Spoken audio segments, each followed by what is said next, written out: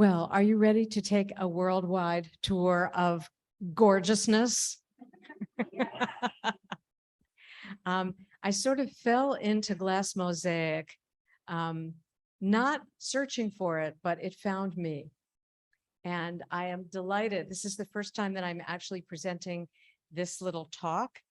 And I hope there'll be time for questions afterwards. And please come up and look at some of the tools and the gorgeousness that I brought. So mosaic art is very, very old. It goes back thousands of years, and it is considered by some people the most permanent form of painting. Because, you know, even today, as mosaics are uncovered in parts of the Middle East and in Turkey and in parts of Russia, we see this beauty that is in marble or stone, but we don't even think about how many other items might have been used in making mosaics. Some of the oldest were made of seashells and rocks, as Shannon mentioned. Next slide, please, Jason.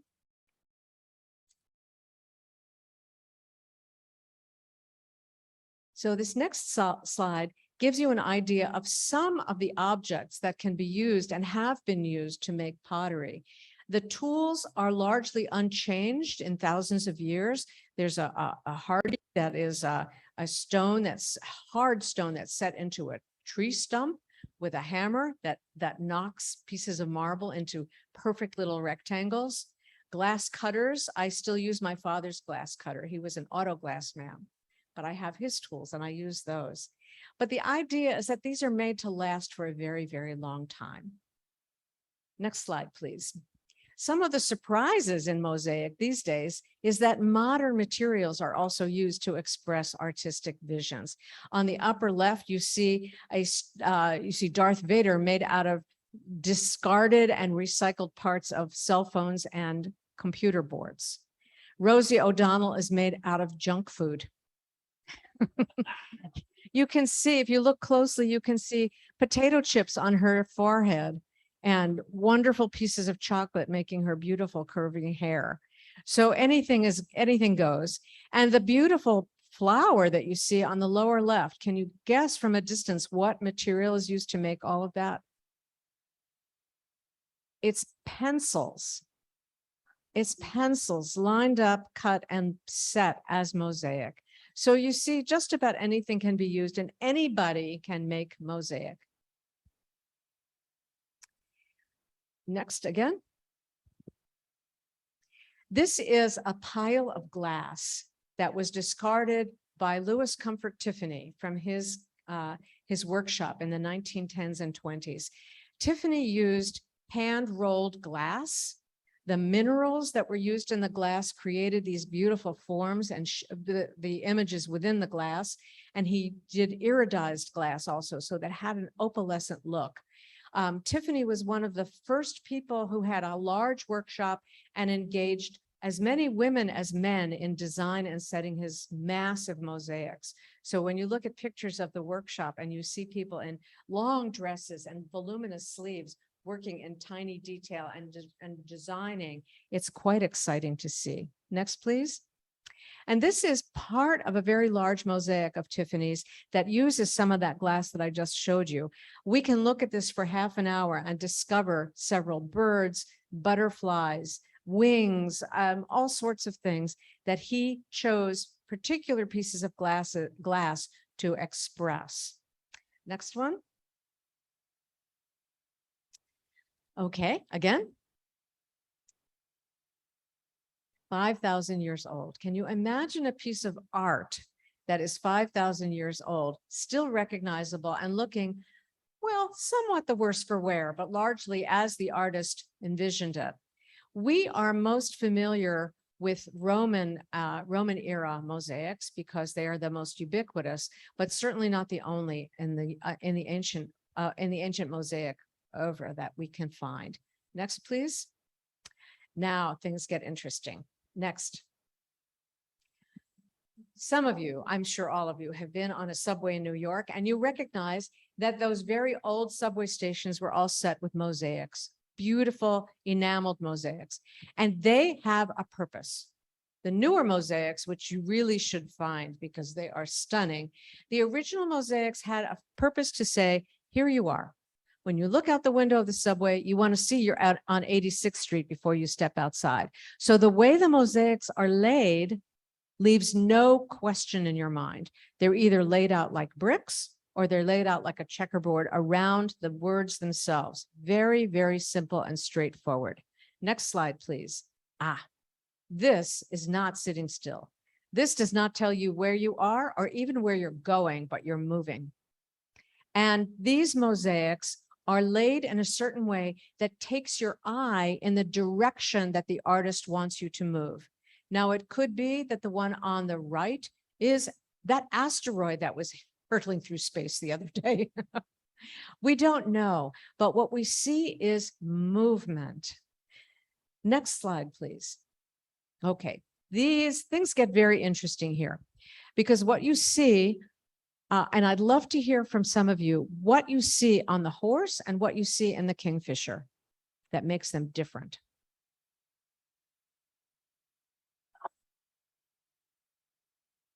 Okay.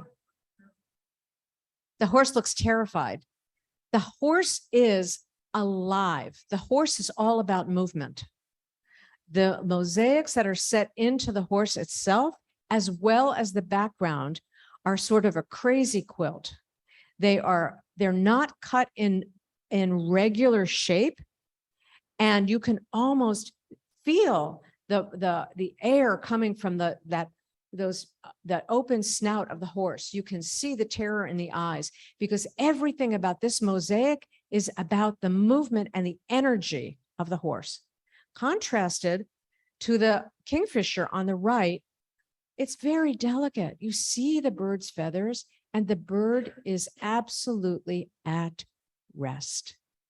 It's seated on the stick, and behind it is nothing more than a wave that suggests something behind, like sky. Very simple.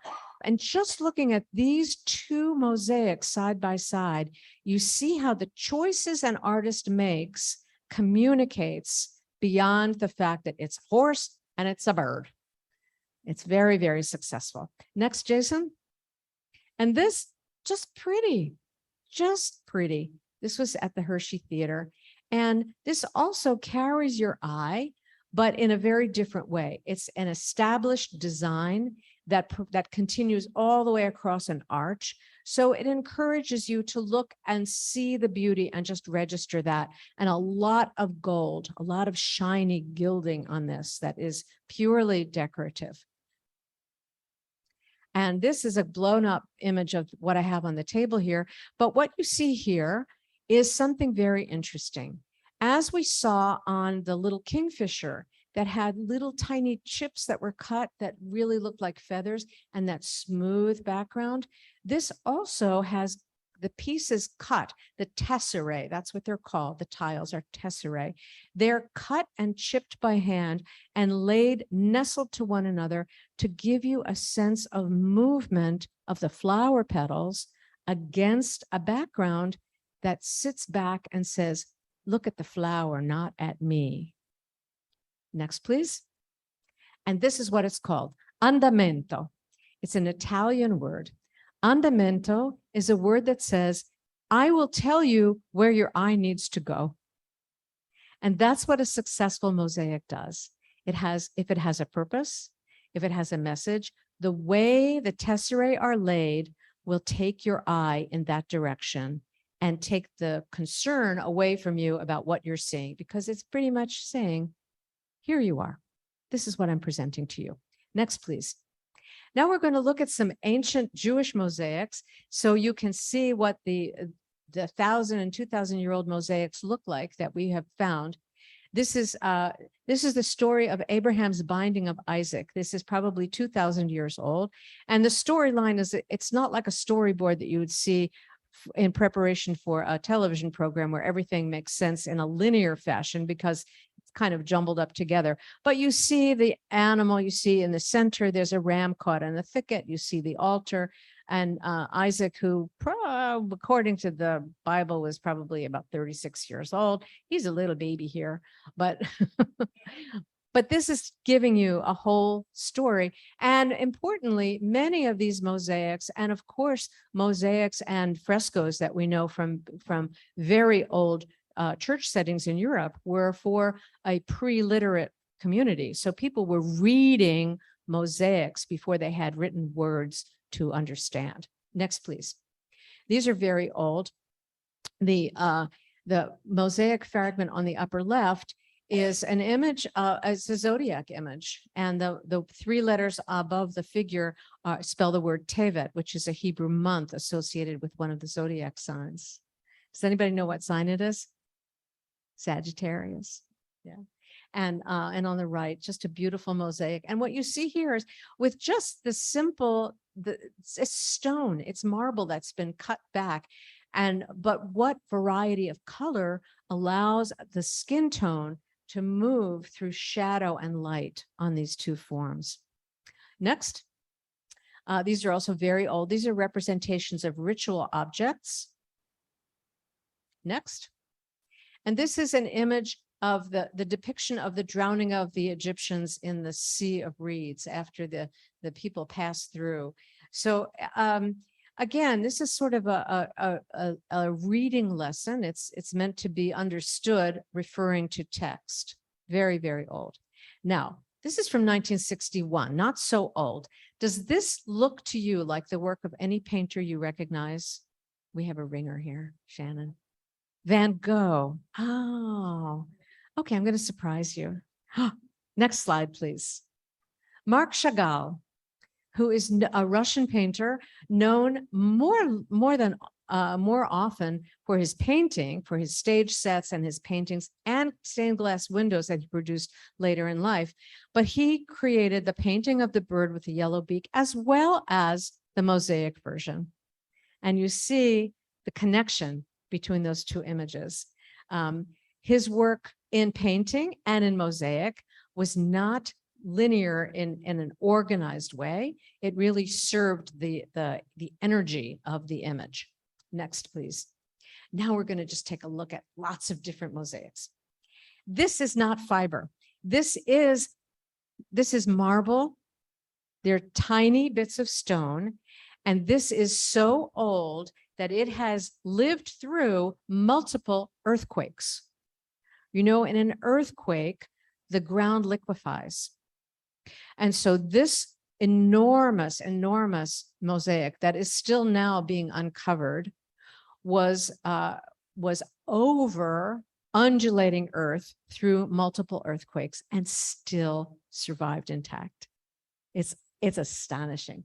These are contemporary Turkish pieces, little lamps that are done more for tourist trade, this design, but still you see the way the tiles are cut. It creates a starburst, and then the rest of the tiles around those shapes simply fill the design out with colored glass. This is a Russian piece. Looks very Persian, doesn't it? It looks like a lot of Persian tile. These designs are very, very similar to tile work, to some Italian design as well. They're kind of ubiquitous around in the Western world. And it's a lovely, lovely piece of work from Russia. Next, please. And here you see what we consider more typical stained glass, but in the back, within that rosette, you can see that the artist was doing something more akin to mosaic by setting tiles into the lead. Next. Southwest native art. So here we have as a substrate, not a canvas, not a floor, but animal skulls that feature a lot of turquoise and native stone that was cut and placed. And this, of course, a piece of Mayan art, very modern, very, very modern, but still referring back to imagery that probably has a mosaic history that goes back 1,000 years or more. And here we have a Moroccan piece. This is a fountain. The lower center would be is the faucet through which water would flow. Beautifully placed mosaic, not unlike the kaleidoscope that we saw when we walked in today, Jason. That's that starburst from the center. Okay, now we'll look at some newer pieces. This is a Russian artist who created this gorgeous ballerina. And despite the fact that these are crazy quilt type pieces, similar to the horse that we saw, what this piece expresses is the fluidity of the dance. And that's enhanced by, oh, back one, please. That's enhanced by the way the background shapes that are rounded puts the dancer into the foreground and allows you to read the tutu not as furious energy, but just moving against a more placid background. This is the Grand Mosque in Abu Dhabi. And I had to write this down because I'm not good with numbers, but this is part of the plaza at the mosque. It has a mosaic flooring. And if you can just suspend disbelief for a moment, 40,000 people can gather in this plaza for worship at one time. It is massive. And the entire floor of this outdoor plaza is laid with mosaic. Next, please. This shows you a little close up, and I don't know if you can see from the back, but the floor is not solid white pieces. It's small squares and rectangles of white marble, grouted white. So in the sun of the United Arab Emirates, it glows white against the marble, the polished marble leaves and flowers set into it. Next, please. This is the same mosque. This mosque has more than 1,000 of these pillars. They are hexagonal pillars, and they are inset with mosaic work that is made of gemstones. All the color is polished stone, polished flat, so when you touch the pillar, it is absolutely smooth. So this is a modern piece. Nothing in the UAE is old except what's under the ground. Everything above ground is new. And this was the work of years of work preparing this magnificent worship space. Next, please.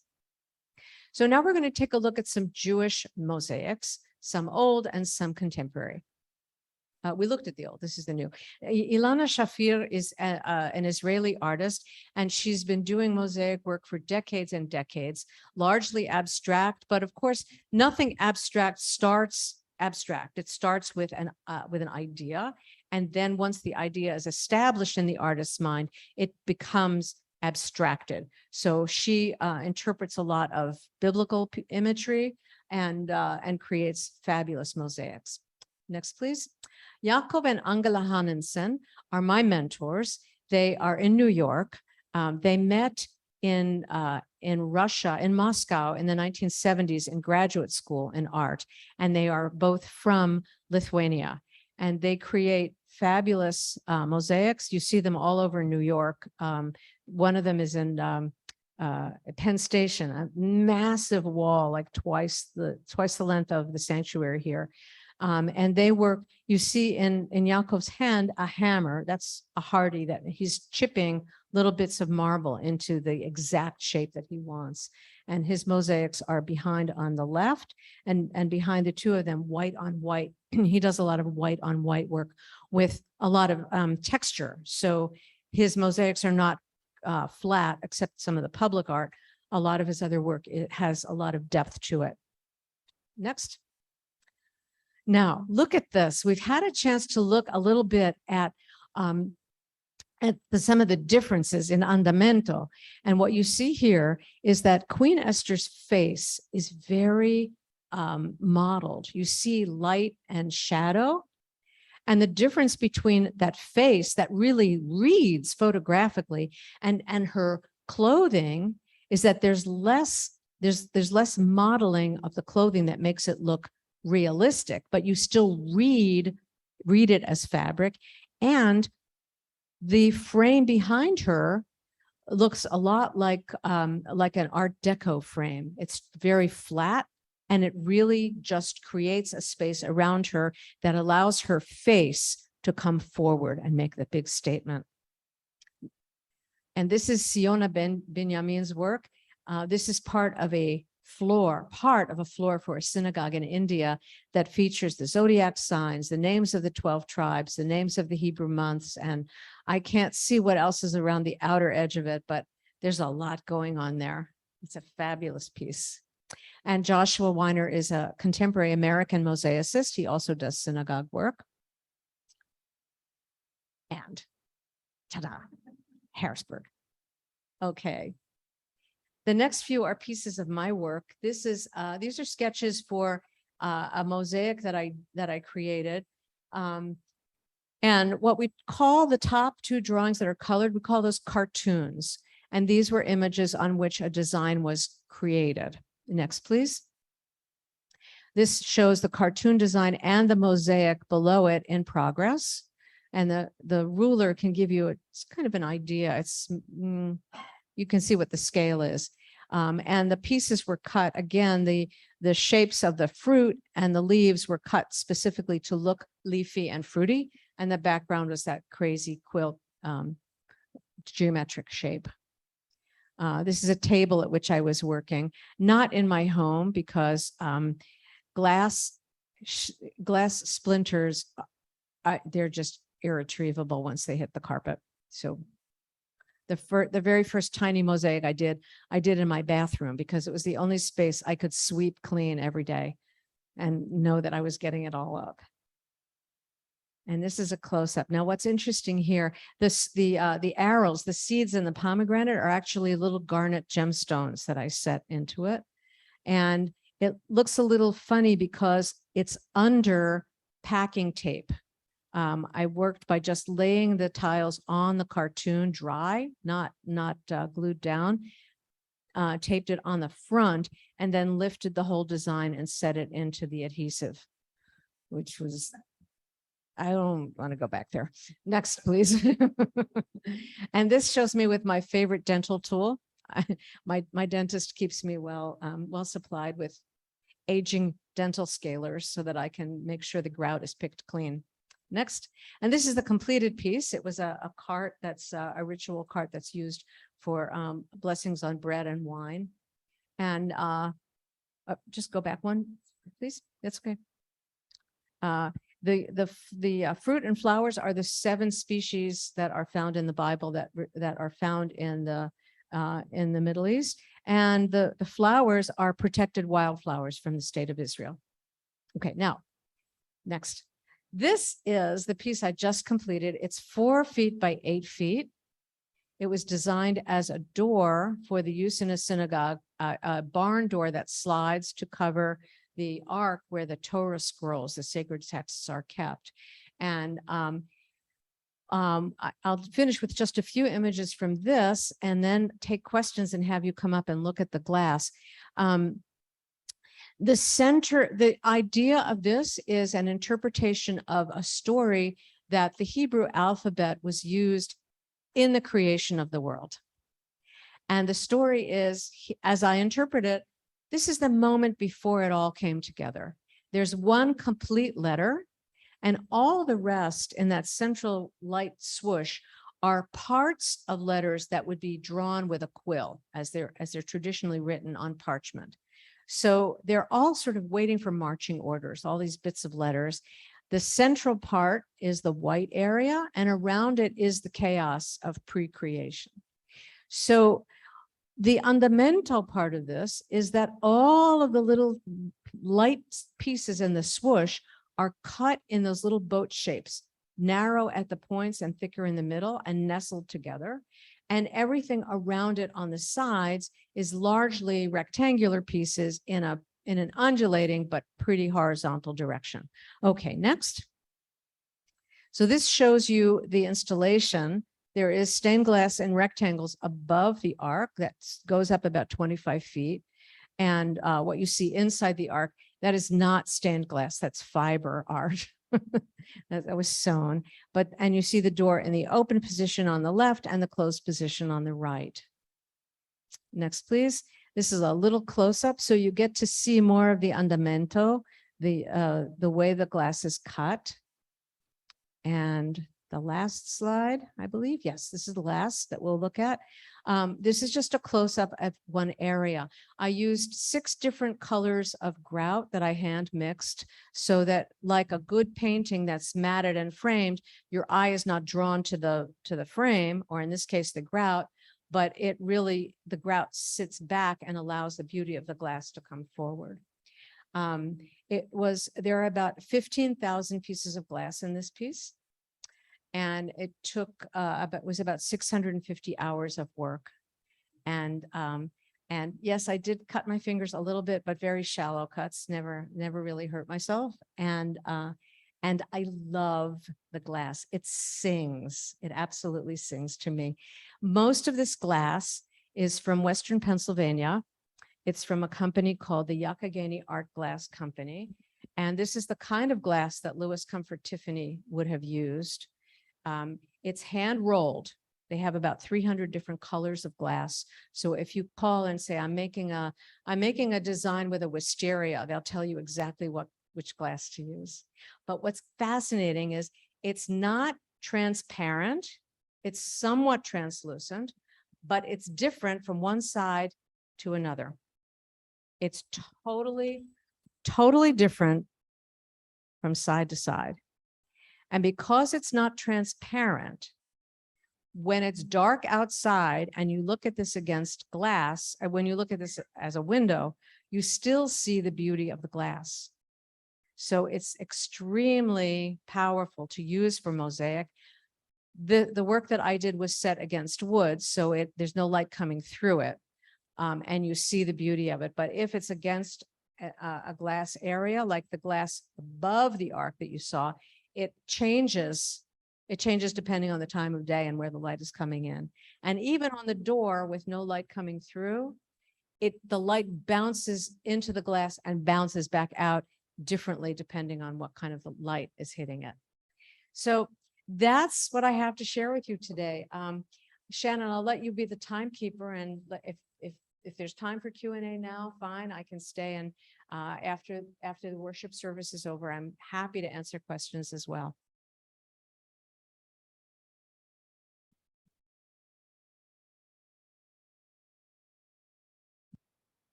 This was just fascinating to me. And one of my former students was from Turkey. So when you were talking about, well, she knows I like ceramics. So she brought me back a plate that just last year broke, which is the thing I want to do. So I want to create something with this beautiful plate.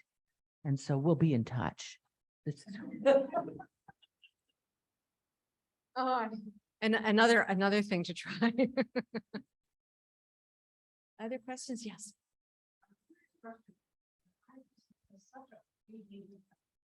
Right. The 3D effect is the andamento. It's the way, it's choices of color. I chose very carefully a gradient of color from the darkest to the lightest. And then I worked on a photograph. So for each area, I had to say, well, this is darker because that is setting back. I had to choose which colors to use and how to nestle them close to one another, being careful that the way each piece is cut continues to take the eye in that direction. So if one little point, imagine this tiny piece, if one point is going this way and another point is going that way, it may not work. So it had to be chipped again so that it made a simple curve. Some of the pieces I must have chipped 10 or 15 times per piece just to make sure it fit exactly right and smooth with the rest of the design. I'm a Virgo. It's okay. Yes.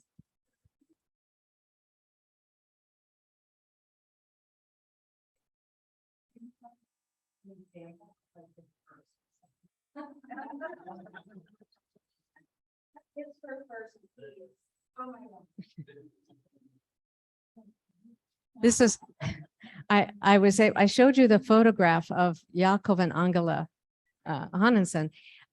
once COVID set in, I lost touch with them. They were not replying to emails. And I remembered that they have a daughter in Baltimore who is also a mosaicist. And I was extremely worried about them. So I got in touch with her and she said, no, my parents are fine. They lost their space in Midtown Manhattan because they had no students. It was COVID and they couldn't pay the rent. So they sort of went back to their house with everything they had in that studio, which I mean, you know, think of a suitcase and now think about filling a suitcase with marble. So they had a lot on their hands, but I worked, it turns out that their daughter does online teaching. So I took a course with her online to learn how to use the tools and make these cuts and choose color and make this mosaic. And so that was my first, that's how I started. Yeah, I tend to say yes and then figure it out. So I just it was about 8 weeks of daily work. It took a long time. Yes.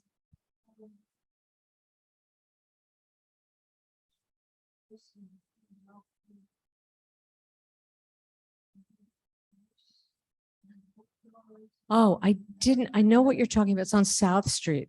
It's on the Magic Garden. Jason, yes. It is the Magic Garden on South Street. And I do not have a photograph of it, but it's,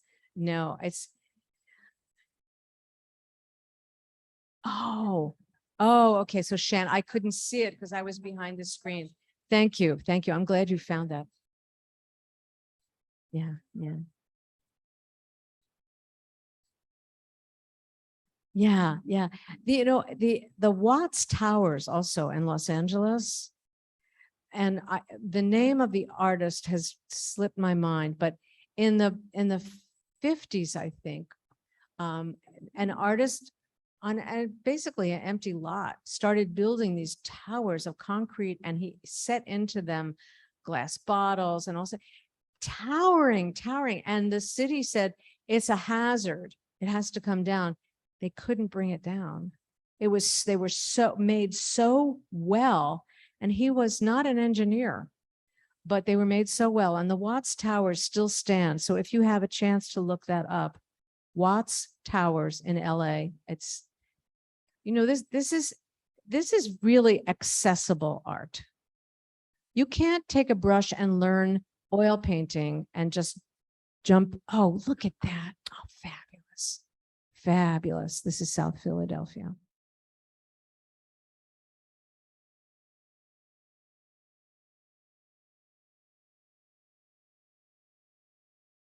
Yeah. But this kind of creation says to play, do what you want. You can be an artist. If you love the color, use it. So it's very egalitarian. Yes.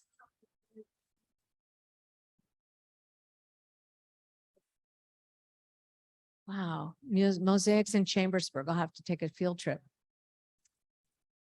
Okay, so I'm going to finish with this, let you continue with your worship service. Thank you so much. Come up afterwards and we'll take a look. Thank you. Absolutely. Please stick around.